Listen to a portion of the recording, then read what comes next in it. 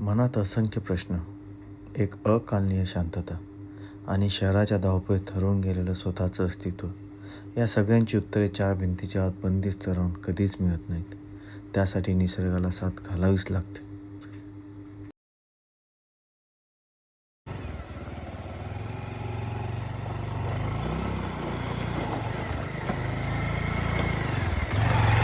आणि याच साधेला प्रतिसाद देत मनाला पुन्हा एकदा उभारी देण्यासाठी केलेला आजचा हा एक प्रयत्न. किल्ले गुमतारा.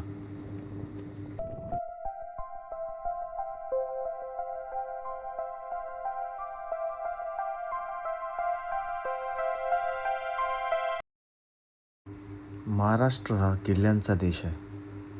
इथे प्रत्येक डोंगर रांगेवर आणि दरीमध्ये इतिहासाची एक कणखर गोष्ट दडलेली आहे.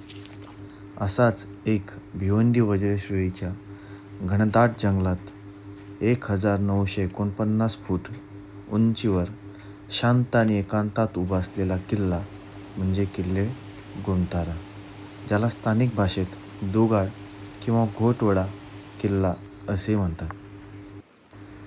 ठाणे आणि पालघर जिल्ह्यांच्या सीमेवर तुंगारेश्वर अभयारण्याला लागून असलेल्या डोंगर रांगांमध्ये हा किल्ला वसलेला आहे.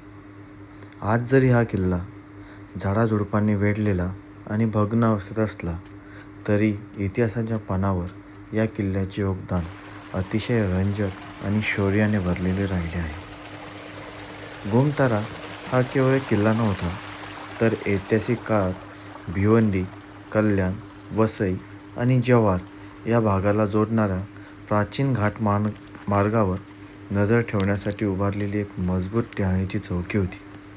गडाच्या माथ्यावरून कामनदुर्ग, टकमक आणि माहुली किल्ला स्पष्ट दिसतो, ज्यामुळे शत्रूच्या हालचालींवर एकाच वेळी लक्ष ठेवणे सोपे जात असे.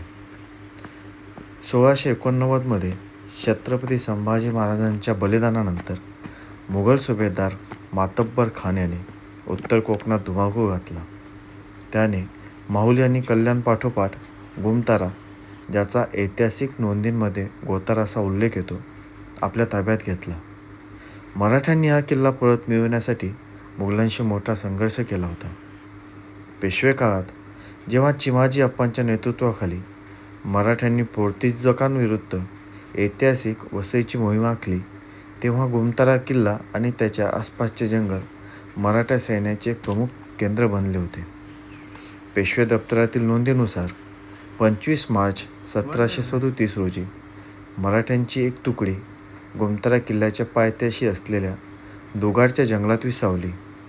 रणरणत्या उन्हात पाण्याचा एक थेंब नसतानाही अनेक मावळ्यांनी इथे प्राणांची आहुती दिली, पण मराठ्यांनी मागेहट न घेता ही मोहीम फत्ते केली. 1780 मराठ्यांचे शूर सरदार रामचंद्र गणेश आणि इंग्रज अधिकारी कर्नल हर्टले यांच्यात गुमतारा व वज्रेश्वरीच्या मध्यवर्ती जंगलात घनघोर लढाई झाली. या युद्धात कधीकधी आयुष्यात सगळं ठीक दिसतं, पण मन मात्र शांत नसतं. शहराची गडबड, रोजची दगदग, डेडलाईन्स आणि मनात अखंड सुरू असलेल्या असंख्य प्रश्न. गेल्या काही दिवसात मी अशाच भावनांमधून जात होतो. म्हणून आज मी आणि माझा मित्र गुमतारा किल्ल्याकडे निघालो आहोत. फक्त ट्रेक करायला किंवा इतिहास पाहायला नाही, तर स्वतःला पुन्हा एकदा भेटायला. रस्त्यावरचा प्रत्येक वारा, निसर्गाचे प्रत्येक वळण आणि प्रत्येक डोंगर एकच गोष्ट सांगत होता: थांबू नको, पुढे चालत राहा. आम्ही जेव्हा दुगाड गावातून चढाई सुरू केली, तेव्हा घनदाट जंगल आणि बांबूंच्या वनांमधून वाट काढताना पायाखाली काटे, दगड येत होते. चढण कठीण होती, पाय थकत होते. पण जसे जसे आम्ही गडाच्या माथ्याकडे जात होतो, तसा तसा शहराचा तो मानसोपचार करणारा गोंगाट मागे सुटत होता.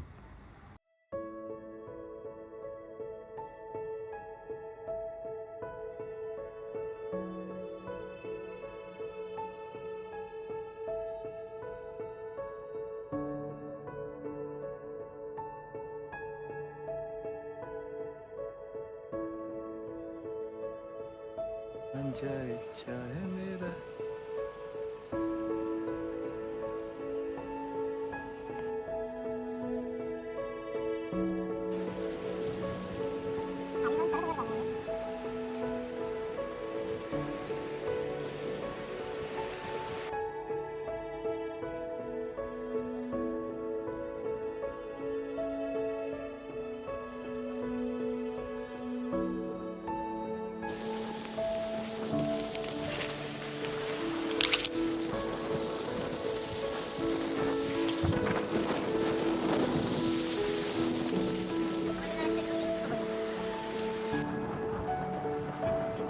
चला चला.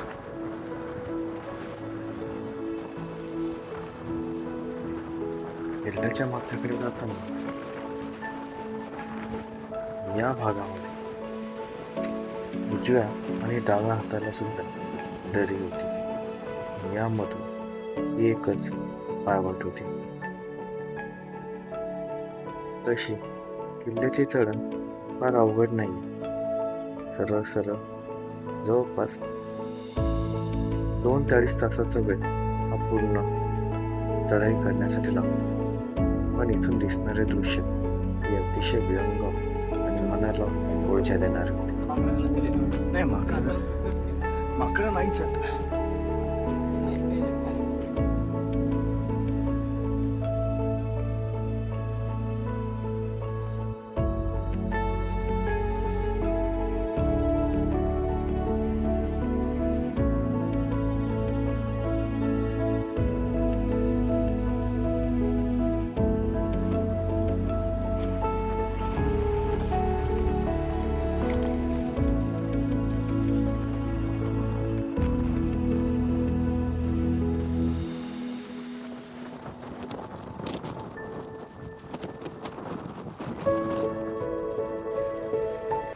गोमताराच्या जंगलातून जाताना एका मोठ्या झाडाचा आधार घेऊन उंचावर जाणारी ही वेल दिसली. एकट्याने लढताना थकायला होतं, पण योग्य आधार मिळाला की किती उंच जायला मार्ग सापडतो. आज माझ्या अशांत मनालाही या सह्याद्रीने असाच एक शांत आधार दिला होता.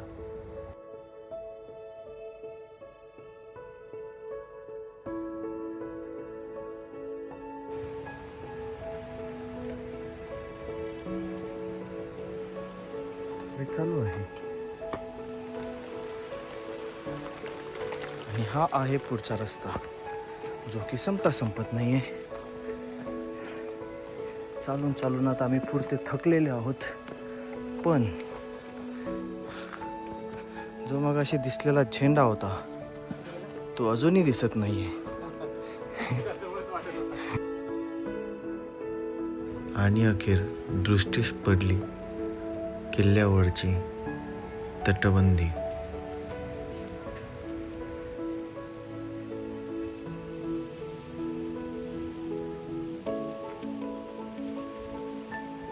अजून अंतर थोडं बाकी होतं. गडाजवळ ओढ्यात मला एका दगडाला घट्ट धरून बसलेला एक छोटे मासे आणि कठीण दगडातून वाट काढणारा हा खेकडा दिसला. निसर्गाचे छोटे जीव आपल्याला नकळत सांगून जातात, प्रवाह कितीही वेगात असू दे, स्वतःचा आधार सोडू नका आणि रस्ता कितीही कठीण असू दे, वाट काढत पुढे चालत राहा.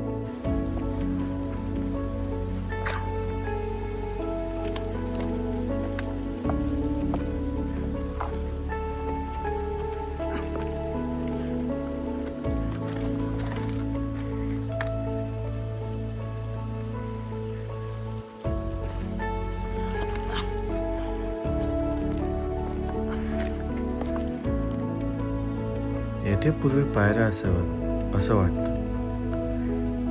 हे उखडलेल्या पायऱ्यांचे दगड आजही स्पष्ट दिसतात. इथून पुढचा रस्ता हा असाच होता आणि थोड्याच वेळात आम्ही आता गडावर पोहोचणार होतो. अखेर काळ आम्हाला किल्ल्याची तटबंदी दिसायला लागली. पायथ्यापासून आत्तापर्यंत केलेला प्रवास रोमांचक होता. शेवटी आम्ही गोमताराच्या 1949 फूट उंच माथ्यावर पोहोचलो.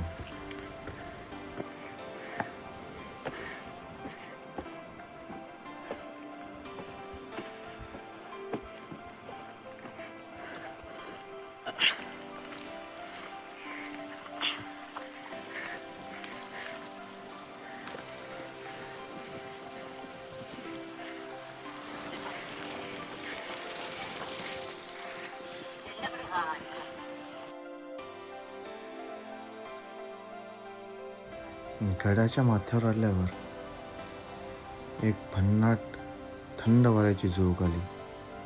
समोर अथांग पसरलेला निसर्ग, दूरवर दिसणाऱ्या डोंगर रांगा आणि डोक्यावर निळे आकाश. त्या एका क्षणात मनातली संपूर्ण थकवा आणि अशांतता कुठल्या कुठे पळून गेली.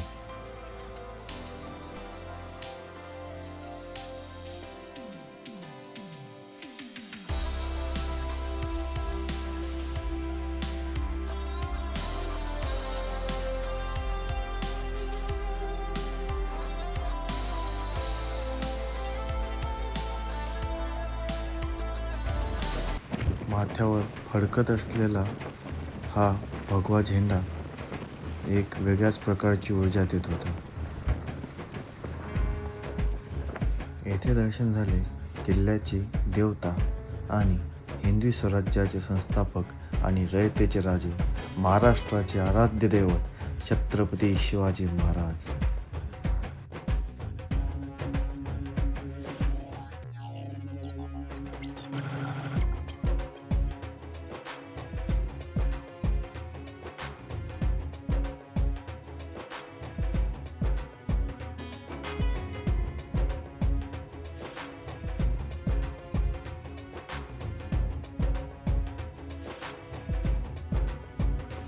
येथून पुढे प्रवास सुरू झाला किल्ले गोमताऱ्यावरील पाण्याच्या टाकीकडे.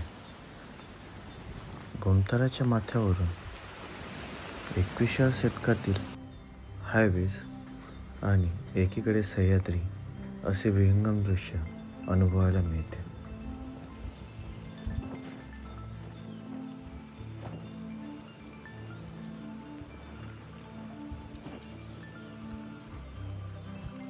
या शांत माथ्यावर बसल्यावर एक गोष्ट आठवली.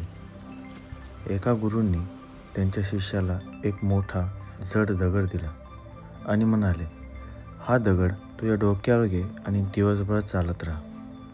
थोड्याच वेळात तो दगड डोक्यावर वाहून वाहून शिष्य प्रचंड थकला. त्याचे डोके आणि मान दुखू लागले. मग गुरूंनी तोच दगड जमिनीवर खाली ठेवला आणि म्हणाले, आता या दगडावर शांत बस. तोच दगड पण उपयोग बदलला. शिष्याला समजले की जेव्हा तो दगड डोक्यावर होता तेव्हा ते एक असह्य ओझं होतं, पण जेव्हा तोच दगड पायाखाली जमिनीवर आला तेव्हा तो विश्रांती घेण्याचा आधार बनला. आपल्या आयुष्यातील दुःख आणि त्रास अगदी असेच असतात. जर आपण त्या अडचणींना, जुन्या आठवणींना आणि प्रश्नांना कायम डोक्यात ठेवून फिरलो तर ते आपले ओझं बनतं आणि मन अशांत होते. पण त्याच अडचणींना पायाखाली ठेवून त्यांच्यातून शिकून जर आपण पुढे गेलो तर तेच दुःख आपला आधार बनून आपल्याला आयुष्यात उंच नेण्याचे काम करते. गोमतारासारखे किल्ले आपल्याला हेच शिकवतात.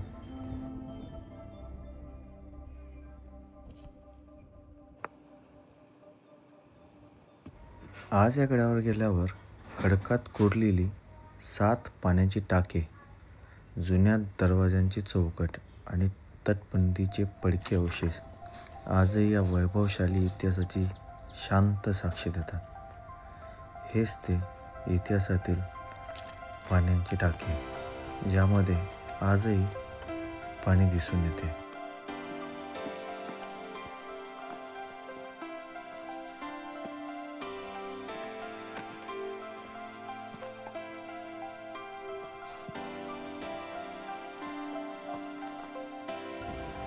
हे किल्ले शेकडो वर्ष वारा, पाऊस, कडक ऊन आणि युद्धाचे भीषण घाव सहन करूनही आजही सह्याद्रीच्या कुशीत अभिमानाने आणि शांतपणे उभे आहे.